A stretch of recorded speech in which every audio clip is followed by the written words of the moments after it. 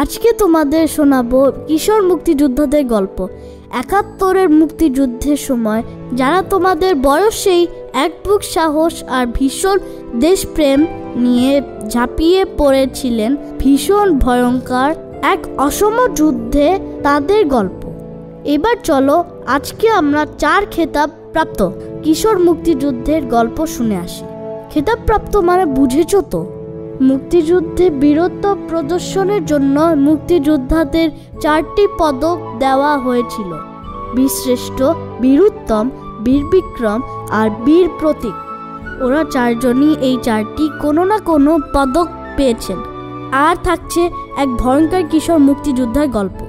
যুদ্ধের 9টি মাস, যার নাম শুনলেই কেঁপে উঠে স্থানীয় রাজাকারদের আত্মা। তো চলো ওদের অসম সাহসী যুদ্ধের রোমাঞ্চকর সব গল্প শুনে আসি। আবু সালেক। ছোট্ট কাঁধে বিশাল দায়িত্ব। ব্রাহ্মণবাড়িয়া জেলায় কসবা উচ্চ বিদ্যালয়ে এই স্কুলে ক্লাস 6-এ পড়তো আবু সালেক। এমন সময় শুরু হয়ে গেল মুক্তিযুদ্ধ।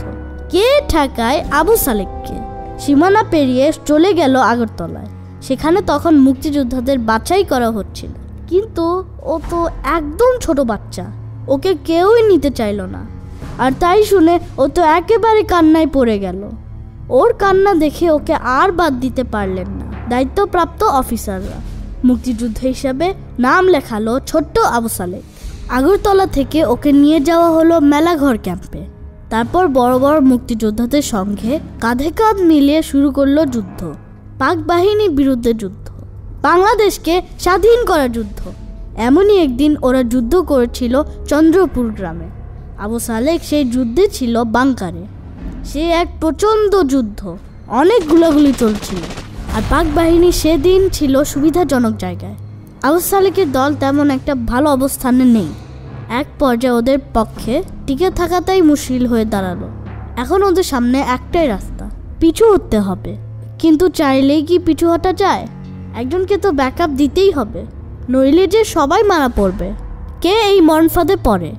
অনবরত গুলি করে শত্রুদের চোখে ধুলো দিতে হবে, যাতে সেই ফাঁকে অন্যরা চলে যায় নিরাপদ জায়গায়।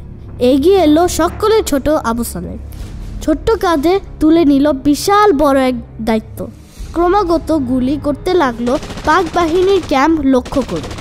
আর সেই অবসরে নিরাপদ আশ্রয় সরে গেল অন্যরা। ও কিন্তু গুলি করে থামলো না।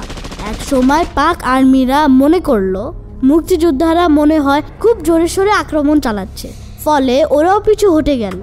বাংকারে থেকে গেল শুধু আবু সালেক। এক সময় রাত শেষ হয়ে সকাল হয়ে গেল। মুক্তিযোদ্ধারা ভেবেছিল গোলাগুলি যখন থেমেছে আবু সালেক নিশ্চয়ই শহীদ হয়েছে। কিন্তু বাংকারে গিয়ে তো ওরা অবাক।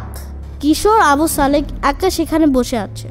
দেখে ওরা যে কি খুশি হলো। এমন সাহসী এক কিশোর যদি যুদ্ধে মারা যায়, সে কি কারো ভালো লাগবে বলো?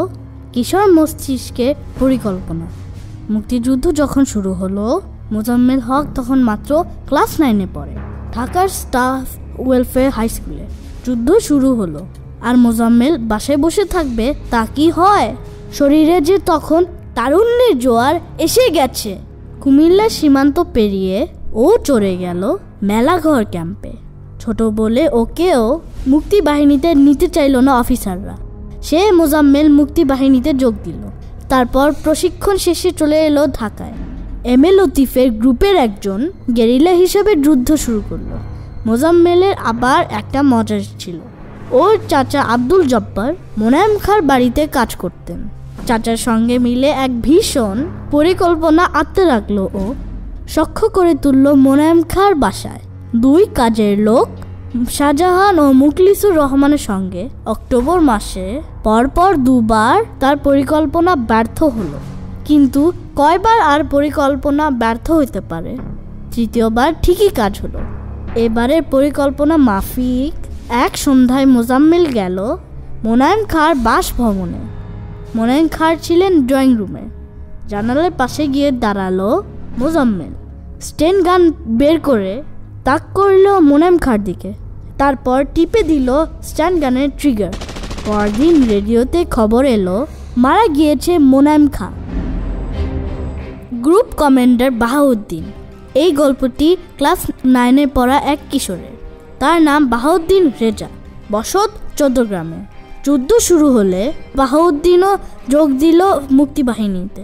তার অবশ্য মুক্তিবাহিনীতে যোগ দিতে কোনো সমস্যা হয়নি, কারণ ও যে আগেই চৌদ্দগ্রাম থানা থেকে অস্ত্র লুট করে এনেছিল। কাঠালিয়া ক্যাম্পের প্রশিক্ষণ নিয়ে ও নেমে পড়ল যুদ্ধে। 8 জন একটি গ্রুপের গ্রুপ কমান্ডার ও নিজে। ওদের টার্গেট স্থানীয় কমার্স ব্যাংকে গেরিলা হামলা চালানো। একটি নৌকায় করে ওরা বার হলো গোমতী নদী। মাঝিও ওদেরই লোক। 8 জনের দল ভাগ হয়ে গেল 4টি ছোট দলে। প্রতি দলে একজনের কাছে শুধু গ্রেনেড, আরেকজনের কাছে পিস্তল আর গ্রেনেড ছিল। বাহাউদ্দিনের কাছে একটি পিস্তল ও 2টি গ্রেনেড ছিল। সকাল 10:30টায় ওরা ঢুকলো কমার্স ব্যাংকে।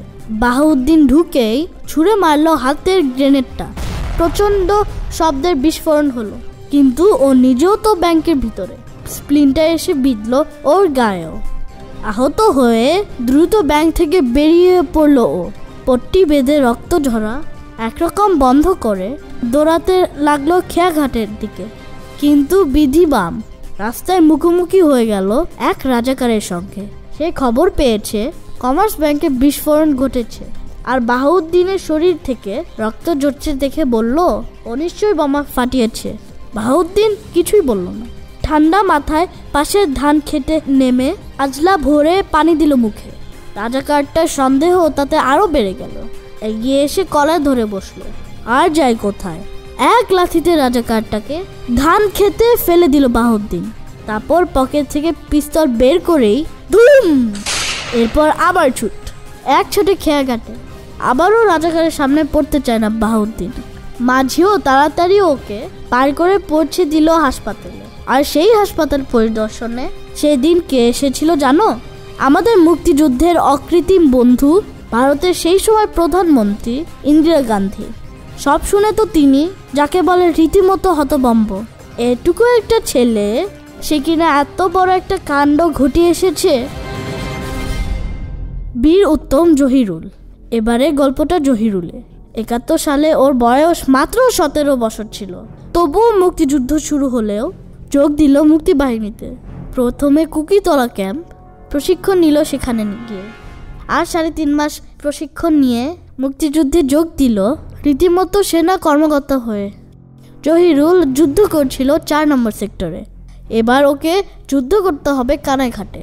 এরিয়াটা পাকিস্তানি বাহিনীর দখলে, কিন্তু কানাইঘাট তো ওদের দখলে রাখা যাবে না, কারণ এই পথ দিয়েই অগ্রসর হবে জেড ফোর্স। সুতরাং দখল করতে হবে কানাইঘাট। রাত 3টায় ওর দলের সাথে কানাইঘাটে এসে পৌঁছাইল জহিরুল। পূব মুখে অবস্থান নিলেন জহিরুল। শুরু হলো ভীষণ যুদ্ধ। এই যুদ্ধে জিততেই হবে, আর কোনো পথ নেই, নইলে যে জেড ফোর্স এই পথ দিয়ে যেতে পারবে না। ওদের সবার মুখে একই সুর, হয় জিতবো নয়তো সবাই শহীদ হব। তবে এই লড়াইয়ে হার মানা যাবে না। শেষমেশ যুদ্ধে ঠিকই জয় হলো মুক্তিবাহিনী, যাদের বুকে অটল দেশপ্রেম। তারা কি আর যুদ্ধে হারতে পারে বলো? আর শুধু এই যুদ্ধে না, জহিরুল বীরত্ব দেখেছিল ওর দলের সবগুলো যুদ্ধে। আর তাই তো দেখো না, ওকে রীতিমতো বীর উত্তম খেতাব দিয়েছে। ভয়ঙ্কর হালু। এবার শোনাবো এক খেতাব না পাওয়া কিশোর মুক্তিযোদ্ধার গল্প। নাম তার হালু। 71-এর যুদ্ধের সময় ওর বয়স ছিল 16 কি 17। বয়স কম হলে কি হবে, এর মধ্যে ওই এলাকার রাজাকার আল বদর আল শামসদের কাছে রীতিমতো ত্রাস হয়ে দাঁড়িয়েছে। যোগ দিয়েছে ভয়ঙ্কর কাদেরিয়া বাহিনীতে। প্রায় খবর পাওয়া যেত বিভিন্ন অপারেশনে কিভাবে হালু গন্ডা গন্ডা রাজাকার আর আল বদরদের একাই মেরে ফেলেছে। এজন্য অবশ্য ওর বাবা মা বোনকেও অনেক কষ্ট করতে হয়েছে। একদিন শোনা গেল এক বিরাট অপারেশনে মারা গেছে হালু। তবে এমনি এমনি মরেনি। মরার আগে একাই 10-12 জন পাক হানাদারকে খতম করে গেছে। শুনে তো তার বাবা মা কান্নায় ভেঙে পড়ল। কিন্তু 2 দিন বাদে হালু গভীর রাতে বাসায় হাজির। দেখে তো সবাই অবাক। আসল ঘটনা কি? ওর বাবা মা বোনকে যাতে কোনো সমস্যা পোহাতে না হয় সেজন্য হালু বুদ্ধি করে ওর মৃত্যুর মিথ্যা খবর রটিয়ে দিয়েছিল। 16 ডিসেম্বরে কয়েকদিন আগে ঘটনা। পাক বাহিনী হালুয়া টাইট অবস্থা, কবে আত্মসমর্পণ করবে তারই অপেক্ষা কেবল। এমনই একদিন হালু ফিরে এলো তার এলাকায়। বাজারের চায়ের দোকানে বসে বেশ জমিয়ে আড্ডা দিল, তারপরে রওনা দিল বাড়ির উদ্দেশ্যে। কিন্তু রাত গভীর থেকে আরো গভীর হয়। হালু আর বাড়ি ফিরে যায় না। রাত 10টার দিকে স্কুলের দিক থেকে কিছু গোলাগুলির আওয়াজ ভেসে এলো। পরদিন সবাই গিয়ে দেখে স্কুলের পাশে ধান খেতে অনেকগুলো লাশ, সবাই স্থানীয় রাজাকার। কিন্তু হালুর লাশ নেই, কোনো খবর নেই। কোথায় গেল সাহসী হালু?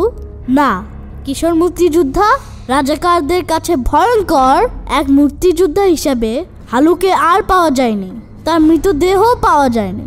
সেদিন রাতে রাজাকারদের পাতা ফাঁদে পা দিয়ে অল্পের জন্য স্বাধীন বাংলাদেশ দেখে যেতে পারল না ভয়ঙ্কর এই কিশোর মুক্তিযোদ্ধা। এমনি কত নাম না জানা কিশোর মুক্তিযুদ্ধের সাহসিকতা, বীরত্বের গল্প কথা জড়িয়ে আছে আমাদের বাংলাদেশের স্বাধীনতার সঙ্গে। সেসব গল্প কি আর একদিনে বলা যায় না, শোনা যায় একদিনে। তাই বলে তোমরা কিন্তু মুক্তিযুদ্ধের গল্প পড়া বন্ধ করো না। সেই যুদ্ধ কিন্তু আমাদেরই যুদ্ধ, আমাদের দেশের যুদ্ধ, আমাদের অস্তিত্বের যুদ্ধ। ইতিহাস যতই খোঁতমতে হোক, ইতিহাসই কিন্তু আমাদের শিকড়। শিকড় যত গভীরে যেতে পারে, গাছও তত মজবুত আর দীর্ঘস্থায়ী হয়। তাই তুমিও যদি বড় হতে চাও, জ্ঞানী হতে চাও, দেশের জন্য কিছু করতে চাও, তোমাকেও আমাদের ইতিহাস জানতে হবে। কি পারবে না আমাদের ইতিহাস জেনে দেশের জন্য বড় কিছু করতে?